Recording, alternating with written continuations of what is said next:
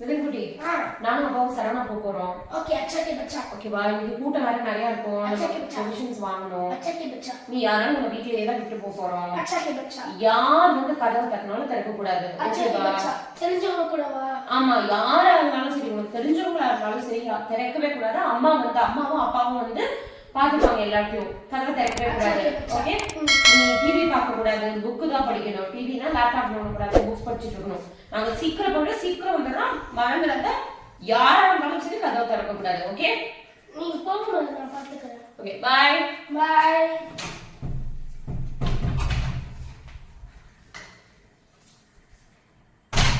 A few moments later. இதுமா, yes mother. இதுன் கதவை திறடா. முடியாது. ஏண்டா கதவை திறடா ப்ளீஸ். முடியாது. நீங்க தான சொல்லிருக்கீங்க யாரு வந்தாலும் கதவு திறக்க கூடாதுன்னு. தெரிஞ்சவங்களா இருந்தாலும் கதவு திறக்க கூடாதுன்னு சொல்லிருக்கீங்களா? அதுதான் திறக்கல. ஏய் அவுச்சா அர்ஜென்ட்டா, கதவை திறடா ப்ளீஸ். கண்டிப்பா முடியாது. ஏய் நீ உள்ள வந்தன்னா உனக்கு என்ன பண்ணுவேன்னு எனக்கே தெரியாது. அது முடியாதா? சாரி கேளுங்க. சாரியா? சாரி எதுக்கு? எனக்கு சாக்லேட் வாங்கி தரேன்னு சொல்லிட்டு சாக்லேட்டே வாங்கி தரல.